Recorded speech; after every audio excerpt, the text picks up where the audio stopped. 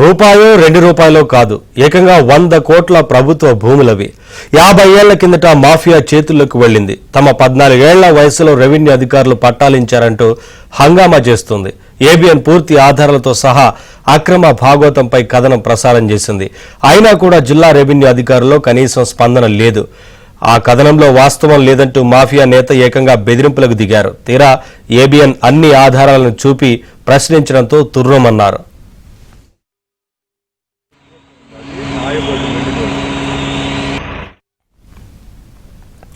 ఇది నెల్లూరు జిల్లా వెంజమూరు తహసీల్దార్ ఆవరణలోని survey number 244-1, 245-1-2లో ఉన్న సుమారు 12 ఎకరాల ప్రభుత్వ భూములు. వీటిలో 50 ఏళ్లకు పైగా గురిజాల వెంకటరమణయ్య మరికొందరు పాగా వేశారు. ఇది ఒక్కడే కాదు, సర్వే నంబర్ 540/1, 2లో 9.12 ఎకరాల ప్రభుత్వ భూములు తమవేనంటారు. ప్రభుత్వ సచివాలయం చుట్టూ సర్వే నంబర్ 561/1లో 1.3 ఎకరాల ప్రభుత్వ భూమి కూడా అన్యాక్రాంతమైంది. ఈ భూములన్నింటి విలువ 100 కోట్లే. గతంలో జేసీగా పనిచేసిన సౌరభ్ గౌర్ అధికారులతో నిశితంగా విచారణ జరిపించారు.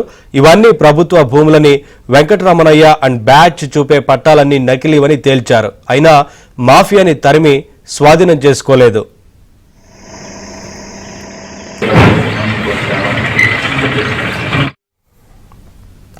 ఈ అక్రమ భాగోతాలన్నీ ఆధారాలతో సహా ఏబిఎన్ వెలుగులోకి తెచ్చింది. అయితే ఆ కథనం సరికాదంటూ వెంకటరమణయ్య ఏబిఎన్ సిబ్బందిని బెదిరింపులకు దిగారు. తీరా ఏబిఎన్ పూర్తి ఆధారాలని ఆయన ముందు ఉంచి ప్రశ్నించడంతో సమాధానాలు చెప్పలేక తీవ్ర ఆగ్రహం కనబరిచారు.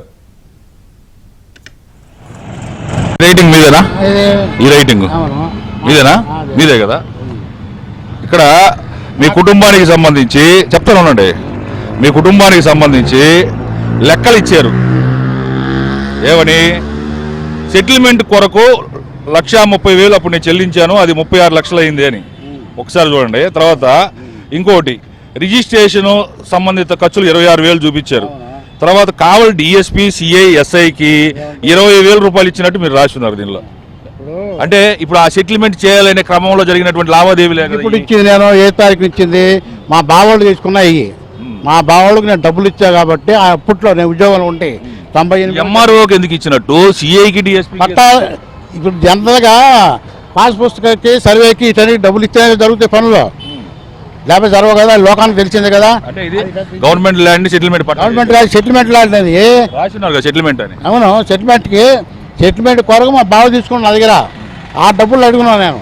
మేము అడిగేది ఏంటంటే 1968లో మీకు మీ కుటుంబానికి దాదాపు 20 ఎకరాలకు పైగా ప్రభుత్వ భూములు వచ్చాయి.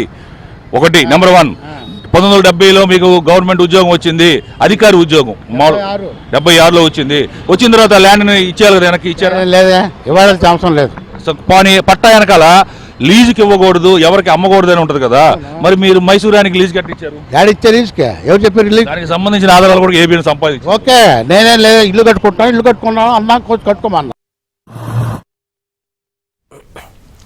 గురిజాల వెంకటరమణయ్య అండ్ బ్యాచ్ అసలు ప్రభుత్వ భూములు పొందేందుకు అర్హులు కారని స్వయానా వారి కుటుంబ సభ్యుడు గురిజాల భాస్కర్ చెబుతున్నారు. పూర్తి ఆధారాలతో పలుమార్లు అధికారులకు ఫిర్యాదులు చేసినా పట్టించుకోవడం లేదని అంటున్నారు. వింజమూరు గ్రామంలో గురిజాల వెంకటరమణయ్య అనే ఒక వ్యక్తి, అతని కుటుంబీకులు, అన్నలు, అక్కలు, బావలు వీళ్ళందరూ ఒక మాఫియాగా ఏర్పడి సుమారు 100 కోట్ల విలువైన ప్రభుత్వ భూములను అన్యాక్రాంతంగా ఆక్రమించుకొని వివిధ రకాల నకిలీ పట్టాలు సృష్టించి అవి నకిలీ అసైన్మెంట్ అంటారు, లేదా కాసేపు పట్టాలు అంటారు. 1968లో మాకు పట్టాలు ఇచ్చారని అంటారు. 1968లో పట్టాలు ఇచ్చేటప్పటికి ఈయన తమ్ముడు వయసు 14 ఏళ్ళు, ఈయన వయసు 22 ఏళ్ళు, ఇతని బావ వయసు 17 ఏళ్ళు. వీళ్ళ అక్కగారిని ఇచ్చింది ఆవంచెర్లలో. వాళ్ళకి భార్యాభర్తలిద్దరికి 9 ఎకరాల 12 సెంట్లు ఇచ్చారు. ఇదే సర్వే నెంబర్లకు సంబంధించి వీళ్ళ తండ్రి గారు 1970లో అవి అసైన్మెంట్ భూములు కాదు పట్టా భూములు అని చెప్పి సెటిల్మెంట్ ఆఫీసర్ ద్వారా సెటిల్మెంట్ పట్టా తెచ్చుకున్నారు. తర్వాత 1970లో సెటిల్మెంట్ ఆఫీసరు ఇచ్చారని చెప్తున్న పట్టాలని 1996 వరకు రెవెన్యూ రికార్డులో నమోదు చేసుకోలేదు. 1996లో అవి వారసత్వం కింద సంక్రమించుకున్నట్టుగా నమోదు చేయించుకొని 2022 వరకు అవి వారసత్వం కింద పట్టాభూముల కిందే చలామణి చేసుకుంటూ వచ్చారు. ఎప్పుడైతే ప్రజలు ఇవి పట్టాభూములు కాదు అసైన్మెంట్ భూములు అన్నారో వెమ్మటనే మాకు అసైన్మెంట్ ఇచ్చారని అసైన్మెంట్ని తెరలేపారు.